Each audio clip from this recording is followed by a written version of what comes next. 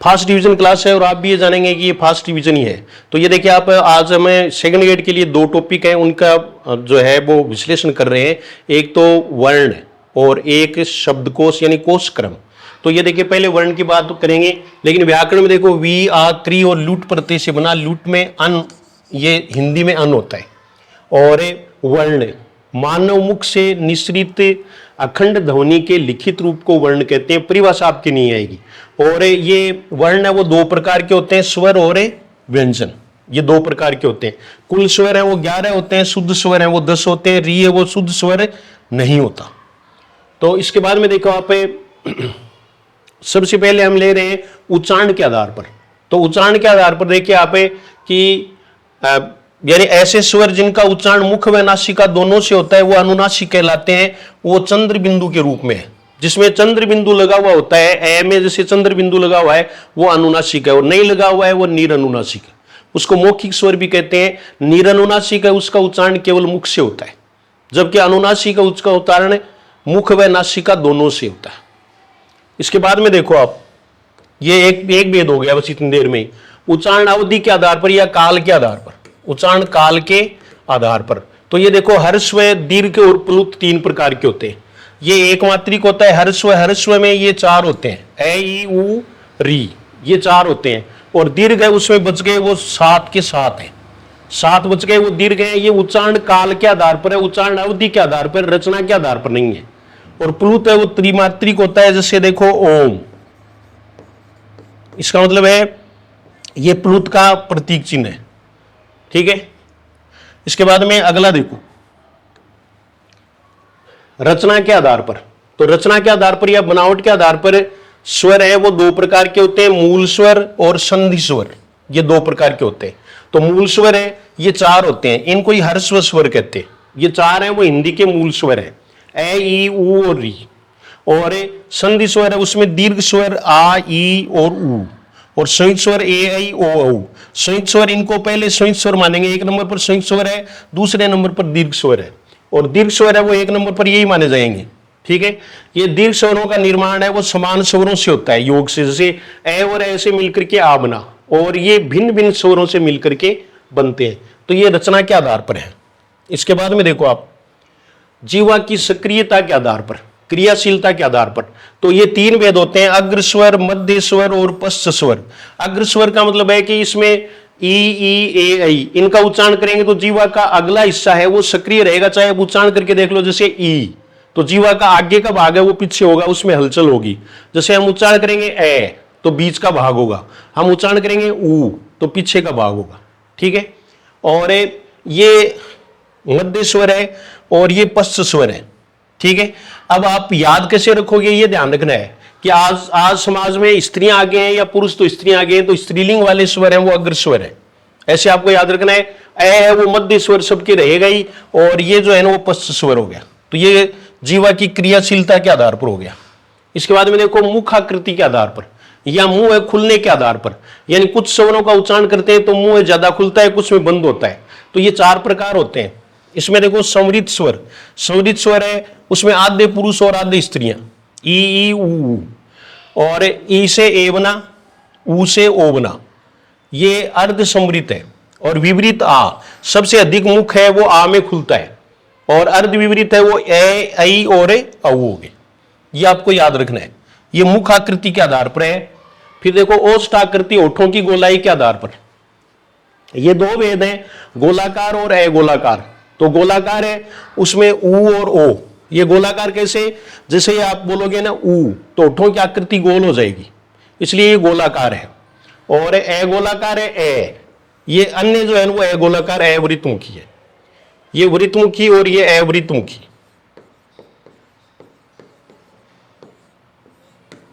ये भेद हो गए। इसके बाद में अगला देखो आप, ये देखो व्यंजन, व्यंजनों का वर्गीकरण देखो। व्यंजन वर्गीकरण के 2 आधार हैं, एक उच्चारण स्थान और एक उच्चारण प्रियतन। सबसे पहले हम उच्चारण स्थान के आधार पर देख रहे हैं जो सबसे इंपॉर्टेंट है प्रश्न पूछने में। तो ये देखो कंठे। इसके बाद में दोबारा देखो, ये देखो आप कंठे है, तो कंठे में क वर्ग आ गया, क वर्ग आ गया, है आ गया, विसर्ग आ गया। ये और से नहीं आएंगे, ये और से है वो तालव्य में आएंगे। ये देखो ये और से, ये तालव्य में आएंगे। ठीक है।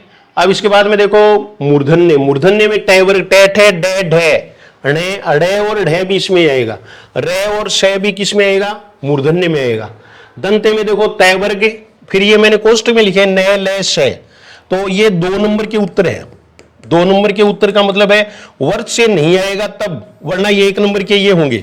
और जय के नीचे जो नुक्ता का निशान है ये आगत व्यंजन है 5, कै खे गे जय और फे, तो जय है वो वर्ष से है, वर्ष से है वो अपने जो दांत है ना ऊपर वाले दांत उसके और अंदर ऊपर जो मसूड़ा है उसको वर्ष कहते हैं। जैसे अपन उच्चारण करेंगे ने, तो ने में जहां जीवा लग रही है वो वर्ष से है, ठीक है। वर्ष में ये नैल से जय आ गई। फिर ओष्ठ में देखो पै वर्ग ये द्विओष्ठ है, जैसे हम उच्चारण करेंगे पै तो दोनों होठ हैं वो स्पर्श होंगे, एक होठ अगर काट दिया जाए तो पै फे बे भे में का उच्चारण नहीं होगा। और वह है ना वो दंतोष्ठ है और ये भय भी दंतोष्ठ है, जैसे वह ऊपर वाले दांत नीचे वाले होठ से लगेंगे।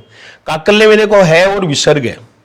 जीवामूल्य कैखे गैर जिसमें नुक्ता का निशान है ये जीवामूल्य। फिर स्वरों का वर्गीकरण भी हम देख लेंगे। स्वरों का वर्गीकरण देखो ए और आ है वो कंठे है, ए और आ क्या है, कंठे है। ई और ई है वो तालव्य है, री है वो मूर्धन्य है। इसके बाद में देखो दोनों ऊ है वो ओष्ठे हैं, और ए आई है ना ये ए और ई से बना तो ए कंठे है, ई तालव्य है तो कंठ तालु, कंठ तालव्य। ओ है वो कंठोष्ठे। इस प्रकार से ये उच्चारण इसमें देखे जा सकते हैं। ये उच्चारण के आधार पर हुआ, बहुत फास्ट पढ़ना है, हमें टाइम नहीं लगाना है भाई। हाथों के ऐसे लटके झटके वो नहीं देखने, वो काम नहीं आएंगे। मैं आपको सच कह रहा हूं कि ऊंची दुकान फीका पकवान, इस बात को आप समझने का प्रयास करें, ठीक है ना। परीक्षा में प्रश्न यही आएंगे। अब बात में ये है बीच में ये मेरी स्टोरी बताने लग जाऊं और है तो उससे क्या फायदा है, जल्दी से जल्दी फास्ट से फास्ट रिवीजन करें। और अब देखो इसमें देखिए आप उच्चारण स्थान के आधार पर, तो ये स्पर्श व्यंजन यानी इसमें कैसे मैं तक है ये 25 होते हैं, लेकिन 16 भी होते हैं। ये 9 है वो इसमें नहीं आएंगे। क्यों नहीं आएंगे, क्योंकि देखो स्पर्श संघर्ष में आगे 6 जाएंगे, ठीक है। और नासिके में आगे नए में ये आगे, इसलिए इस प्रकार से 25 में से 9 घटा देंगे तो 16 ही बचेंगे। स्पर्श संघर्ष, संघर्ष का मतलब रगड़ होना, घर्षण होना। जैसे हम उच्चारण करेंगे चे तो तालु में इसका संघर्ष होगा, इसलिए इसको संघर्षी कहा गया है और स्पृष्ट भी है। और ये उस मैंने ये केवल क्या है, संघर्षी है, से है, शय इसमें टच नहीं होती है जीवा। और ये नए नैने में ये जो है वो नासिक के व्यंजन है। अंतस्थ है वो ये रे लवे है, ये रे लवे अंतस्थ है। इसके बारे में पूरी सूचना देखो। इनको अंतस्थ क्यों कहते हैं ये रे लवे को, क्योंकि ये स्वर और व्यंजनों के बीच में स्थित रहने वाले हैं, एक बात। दूसरी बात है जब भी हम इनका उच्चारण करते हैं तो सांस अंदर ही रहता है। जैसे मैं उच्चारण करूंगा ये तो पहले मैं सांस अंदर लूंगा, इसलिए इनको अंतस्थ कहते हैं। और अंतस्थ है उसमें देखो ये और वह अर्ध स्वर है, ये संघर्षहीन भी है, इनमें सबसे कम संघर्ष होता है, स्पर्श भी नहीं होता। पार्श्विक है वो लय, और लुंठित और प्रकंपित ध्वनि रे ये बहुत इंपॉर्टेंट है। यानी रे का उच्चारण करते हैं तो हमारी जो जीवा है उसमें कंपन होता है, वो प्रकंपित हो जाती है, ठीक है। उत्क्षिप्त ध्वनियां है वो ड और ढ है, ड और ढ है वो उत्क्षिप्त ध्वनियां हैं, और क्योंकि ये फेंकी जाती हैं। जैसे मैं उच्चारण करूंगा ड तो इसको ऊपर से नीचे फेंका गया है, और ये हथौड़े की तरह इस पर चोट पड़ती है तो ताड़नजात कहते हैं। 2 बार स्पर्श होता है, एक बार ऊपर और एक बार नीचे, जैसे ड और ढ, और ये द्विज भी कहलाते हैं।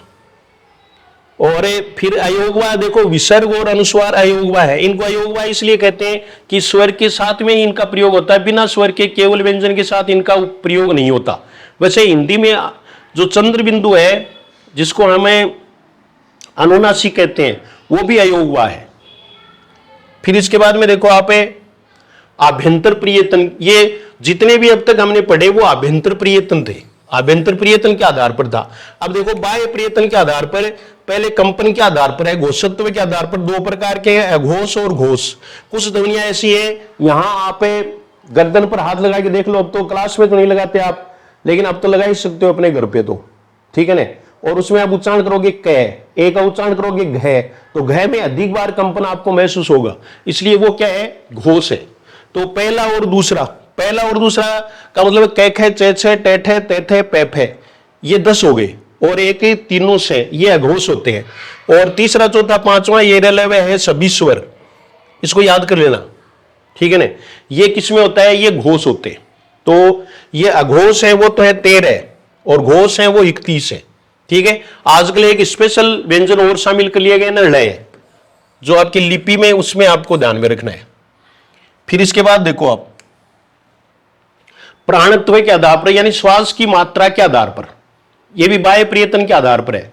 तो ये अल्पप्राण और महाप्राण कुछ ऐसे हैं जिनमें सांस कम की जरूरत पड़ती है, कुछ में ज्यादा की। जैसे आप उच्चारण करोगे ना तो आपको पता भी चल जाएगा कि किस स्पीड से सांस बाहर निकलती है। जैसे आप उच्चारण करोगे कै तो सांस नहीं टकराएगी हथेली के, करके देख लो, आप जरूर करोगे, ठीक है। और कमेंट भी करोगे कि आपने किया या नहीं किया। दूसरा देखो आप ख, तो ख में ये सांस टकराएगी, हाथ की टकराएगी, तो ये क्या है, ये महाप्राण है, इसमें ज्यादा सांस की जरूरत पड़ती है। तो इसमें पहला है ना, इसका दूसरा होता है, जैसे क का ख होगा महाप्राण, ऐसे च का छ, ट का ठे, त का थे, प का फे हो जाएगा। और ऐसे तीसरे का चौथा होगा, जैसे ग का घ होगा, ठीक है। और ये आप कैसे करोगे, इसका मैं एक तरीका बता देता हूं, पहले भी बताया हुआ है कि हमें ताश बांटनी आनी चाहिए। 2 खिलाड़ी हैं, एक अल्पप्राण और एक महाप्राण, 5 ताश के पत्ते, उनको ईमानदारी से बांट दो। ईमानदारी से बांटेंगे तो अल्पप्राण में देखो पहला पत्ता इसको दे दो, दूसरा इसको, तीसरा अल्पप्राण को, चौथा महाप्राण को, पांचवा अल्पप्राण को। तो पहला, तीसरा और पांचवा अल्पप्राण हुआ, और दूसरा और चौथा वर्ण है, ये 10 हो गए, ये महाप्राण है। महाप्राण ध्वनियां अधिक होती हैं, महाप्राण ध्वनियां हैं वो अधिक होंगी,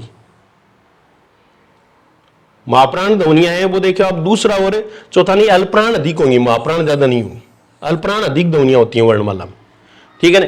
अब ये जीता तो ये रलव है इसलिए ले लिए, सस है इसके पास आगे, और सभी स्वर हैं वो अल्पप्राण है। स्वरों के बारे में प्रश्न आ सकता है, सभी स्वर अल्पप्राण होते हैं और घोष होते हैं, अल्पप्राण और घोष।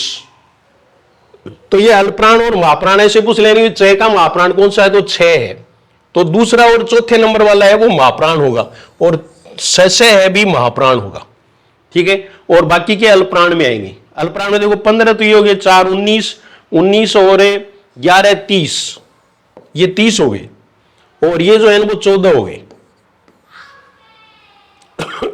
इस प्रकार से हिंदी में अल्पप्राण ध्वनियां अधिक होती हैं।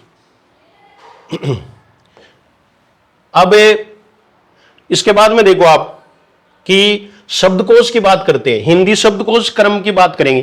तो सबसे पहली बात तो आपको ये ध्यान में रखनी है कि स्वरों का क्रम व्यंजनों से पहले होता है। यानी आप ये देखिए, आप औजार है वो कमल से पहले देखा जाएगा, ये देखिए आप, औजार औ अंतिम स्वर है लेकिन फिर भी क व्यंजन है, इसलिए इससे पहले देखा जाएगा। लेकिन औजार और अंश आ जाए तो अनुस्वार पहले देखा जाता है, अनुस्वार है वो पहले देखा जाएगा, ठीक है ना। अनुस्वार, विसर्ग और चंद्र बिंदु, ये क्रम होता है, ये पहले देखे जाते हैं, ठीक है। जैसे समान स्वर में आंख और आज में आंख पहले देखा जाएगा और आज बाद में देखा जाएगा, ठीक है ना। ऐसे ही आपको री का ध्यान रखना है, री है वो ऊ और ए के बीच का है, ये देखिए आप, ठीक है ना। जैसे ऊर्जा, ऋण और एक, ऐसे आएंगे ये, ऊर्जा, ऋण और एक। लेकिन आपको ये कहीं आप गलत अडोप्ट नहीं कर दें कि अनुस्वार तो सबसे पहले आता है, चाहे कहीं भी होता है, ऐसा नहीं है। समान स्वर में, समान व्यंजन में पहले आता है। तो ये देखो ईंधन में ई बड़ी है, हिसाब से यहां अनुस्वार है तो हम ये समझ लेंगे पहले आएगा, तो पहले नहीं आएगा, इधर पहले आएगा क्योंकि ये छोटी ई है। ये मेरी बात समझ गए ना आप। जैसे दूसरा देखो आप, एक शब्द है वो है आंधी और एक शब्द है वो है अजगर, तो इसमें अजगर पहले देखा जाएगा, आंधी बाद में देखा जाएगा। और अगर अनुस्वार और चंद्र बिंदु दोनों हो तो बाद वाले के अनुसार होगा। बाद वाले के अनुसार कैसे, जैसे एक है अंश और एक है अंधेरा, तो इसमें अंधेरा पहले देखा जाएगा और अंश बाद में देखा जाएगा, क्योंकि स बाद में होता है, धह पहले होता है। तो ये कैसे भी हो सकते हैं। इसके बाद में अगला देखो, प्रथम मात्रा के आधार पर व्यंजन, व्यंजनों का क्रम, व्यंजन क्रम, ये ज्यादा इंपॉर्टेंट है।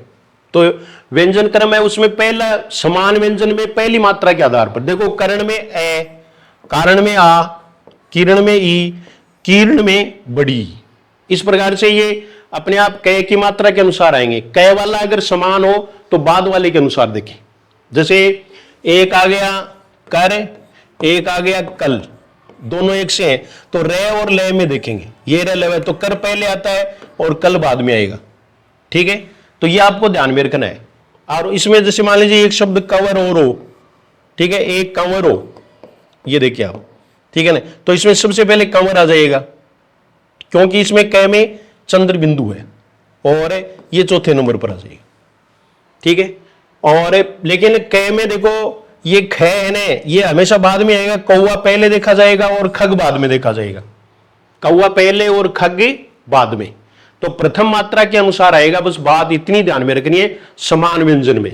लेकिन समान व्यंजन में अगर मान लीजिए मात्रा है ही नहीं, आधा है, तो आधा अंत में देखा जाएगा। जैसे ये देखिए आप कौतूहल और एक है क्या, तो कौतूहल है वो पहले देखा जाएगा और क्या बाद में, यानी आधा है वो समान व्यंजन में बाद में आएगा।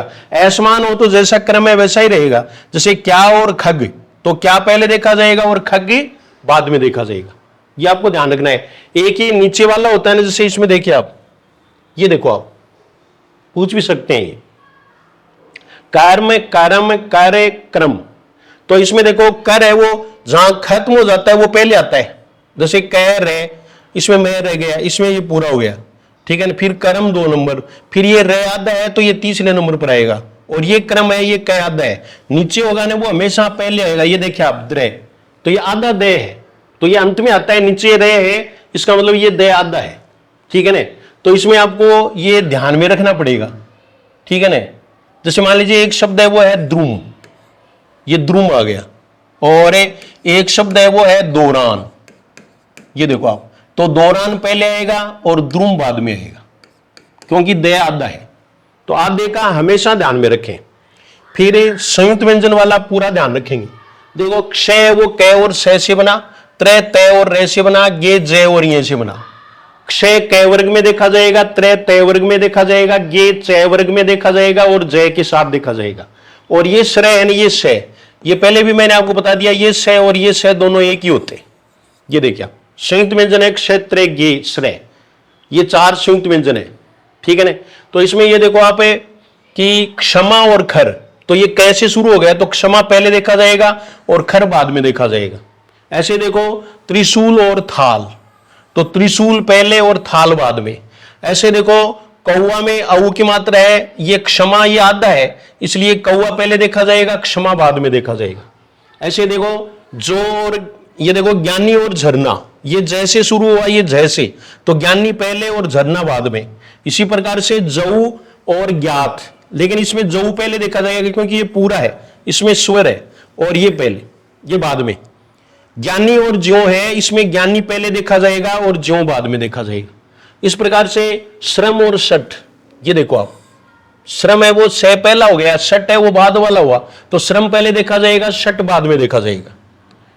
इसी प्रकार से देखो श्रद्धा श्रम श्रृंग षटकोण, तो इसमें आपको ये ध्यान रखना है कि सबसे पहले श्रृंग देखा जाएगा क्योंकि आधा नहीं है, स में री है, और ये श्रद्धा 2 नंबर, श्रम 3 नंबर, षटकोण 4 नंबर। ऐसे देखो अगर अनुस्वार है तो सबसे पहले अनुस्वार है, ये आवश्यक नहीं है, समान व्यंजन में आएगा, तो ये तय है ये क है, तो करी पहले आएगा, तंग बाद में आएगा।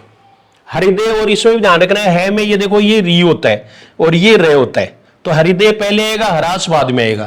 कंचन और कर में कंचन पहले देखा जाएगा और कर बाद में देखा जाएगा। फिर भी अगर आपके कोई क्वेरी हो तो आप कमेंट है वो कर सकते हैं, मैंने फास्ट से फास्ट रिवीजन कराने का प्रयास किया है, ठीक है। आपको ये क्लास कैसी लगी जरूर आप कमेंट करेंगे, देखेंगे, शेयर करेंगे और टाइम पर इसका थोड़ा रिवीजन कर लेंगे। ये पूरा बता दिया है मैंने आपको, 5 से 8 तक प्रश्न आएंगे। मैं आपको सच कह रहा हूँ, पेपर आए तब देख लेना, ठीक है। तो आपने पूरी तन्मयता के साथ ये जो वीडियो है वो देखा होगा और इससे कुछ अचीव भी किया होगा और आपका रिवीजन जरूर हुआ होगा। और ये एक क्लास और भी मैं डाल सकता हूँ, तो उसके लिए भी आप कमेंट कर सकते हैं। Thank you very much.